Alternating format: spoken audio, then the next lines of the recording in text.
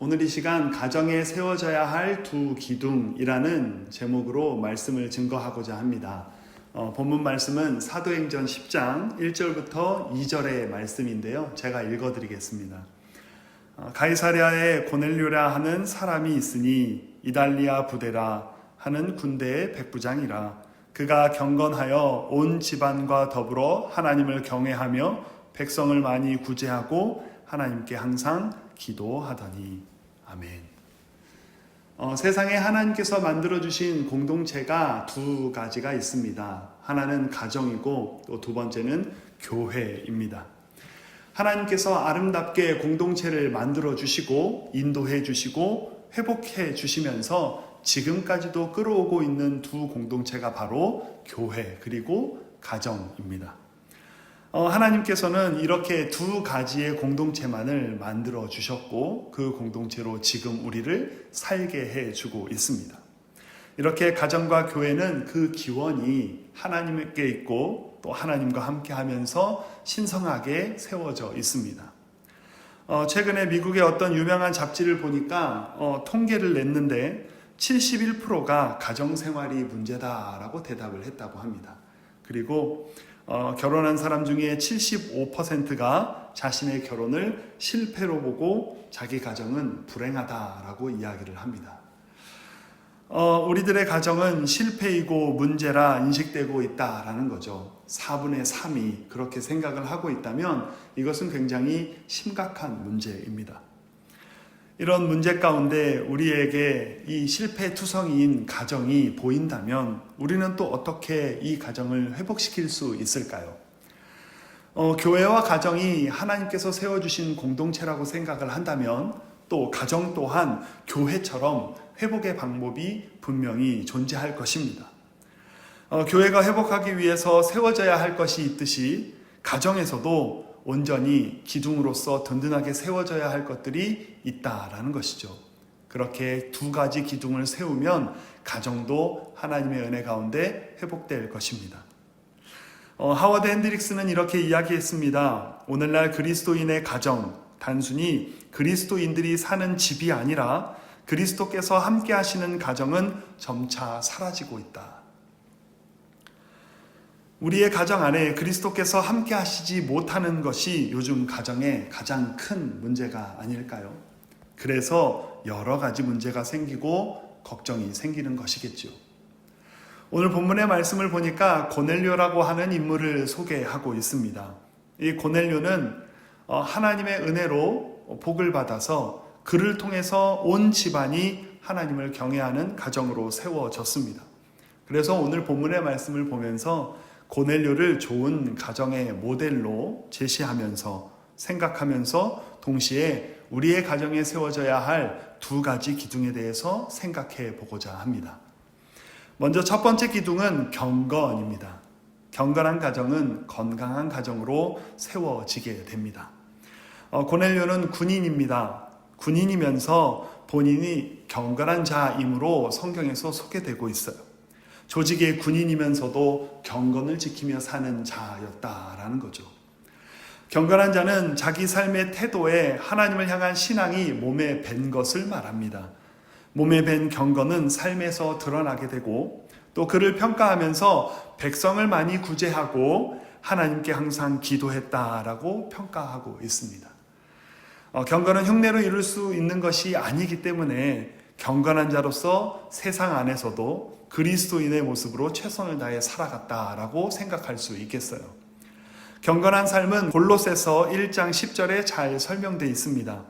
주께 합당하게 행하여 범사에 기쁘시게 하고 모든 선한 일에 열매를 맺게 하시며 하나님을 아는 것에 자라게 하시고. 그러니까 경건은 그리스도인으로서 예수 그리스도를 닮아 자라가는 것입니다.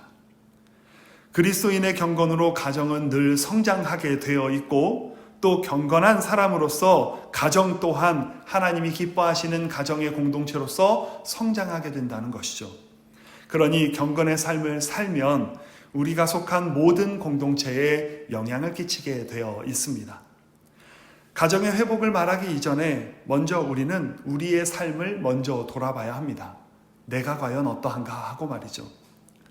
개개인의 경건이 온 가족의 경건으로 이어질 수 있습니다. 가족 구성원으로서의 개인이 먼저 그리스도인으로 살아야 가정이 건강하게 세워진다라는 것이죠. 가정을 탓하기 이전에 먼저 나의 삶을 돌아보고 나는 과연 경건한 자인가를 돌아봐야 할 것입니다. 그렇게 우리가 경건해지면 우리의 가정 또한 경건하게, 아름답게, 건강하게 세워지게 될 것입니다. 그 경건이라는 기둥을 우리의 가정에 세우게 되기를 주님의 이름으로 축원합니다. 두 번째로 기둥은 예배입니다. 예배로 하나님을 경외하는 가정은 건강하게 세워지게 된다. 그러니 우리 가정 안에 두 번째 기둥으로 예배를 잘 세워야 합니다. 고넬료는 온 가족과 더불어 하나님을 경외하는 자였습니다.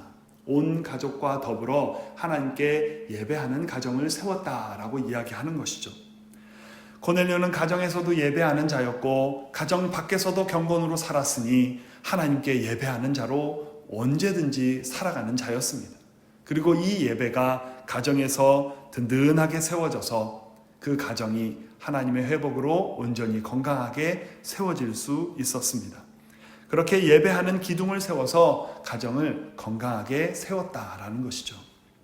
하워드 핸드릭스는 신자에게 있어서 예배는 사치가 아니다라고 얘기했어요. 그리고 그것은 생명이다라고 말했습니다. 예배는 선택의 여지가 있는 것이 아니고 예배는 필수적인 것이다. 예배는 예배드리는 사람이 시간과 관심이 있는 그때까지 보류해 놓을 수 있는 것이 아니며 예배는 그리스도인의 가장 지고한 업무다라고 말했습니다.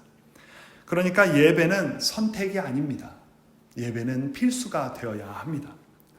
가정의 중심으로 세울 것들이 물론 여러 가지가 있었을 것입니다. 하지만 우리들의 가정은 예배로 세워져야 합니다. 하나님을 경외하는 가정으로 세워지면 우리의 가정은 온전히 회복될 것이고 그렇게 또 우리의 가정은 든든하고 건강하게 세워지게 될 것입니다. 가정은 작은 교회입니다. 가족들이 교회에서 예배드리는 것만으로는 부족하죠. 우리들은 교회에서 보내는 시간보다 가정에서 보내는 시간이 훨씬 많습니다. 그렇기 때문에 교회 예배도 소중히 해야 하지만 그러면서도 동시에 가정에서의 예배 또한 매우 소중하고 귀하게 여기며 보내야 하는 것이죠. 가정에서 찬송을 부르고 성경을 읽고 기도드리는 일에 열심을 다해야 합니다. 그렇게 가정도 하나님을 만나는 예배의 장소가 되어야 하는 것이죠. 야곱이라는 인물은 하나님께 예배한 후 그 장소를 베델이다라고 이름을 붙였습니다. 베델이란 하나님의 집이라는 뜻입니다. 가정이 하나님과 함께하면 그 집은 베델이 됩니다. 하지만 하나님이 없는 집은 사람의 집이 되지요. 우리의 가정이 베델로 세워지려면 두 기둥을 튼튼히 해야 합니다. 경건과 예배. 이 두 가지 기둥을 튼튼히 세워 건강한 가정, 베델의 가정으로 세워지기를 주님의 이름으로 축원합니다. 오늘 이 경건과 예배가 세워지는 아름다운 가정으로서 온전히 회복되는 우리 가정들이 되시기를 주님의 이름으로 축원합니다. 기도하겠습니다. 사랑의 하나님, 하나님의 은혜로 오늘 가정 예배를 드리고 또 하나님께 나아갈 수 있도록 인도해 주심에 감사드립니다. 말씀을 통해 고넬료의 집을 살펴보며 두 가지 기둥을 세울 것을 생각합니다. 경건과 예배. 언제나 우리들의 가정은 경건하고 예배로 세워지는 가정 되도록 인도하여 주옵시고 흔들리고 무너져 있는 가정의 모습이 있다면 오늘 이 순간부터 경건과 예배로 세워져 온전한 가정, 아름다운 가정, 하나님과 함께하는 베델의 가정을 이룰 수 있도록 인도하여 주시옵소서. 감사드리며 예수님의 이름으로 기도드리옵나이다. 아멘.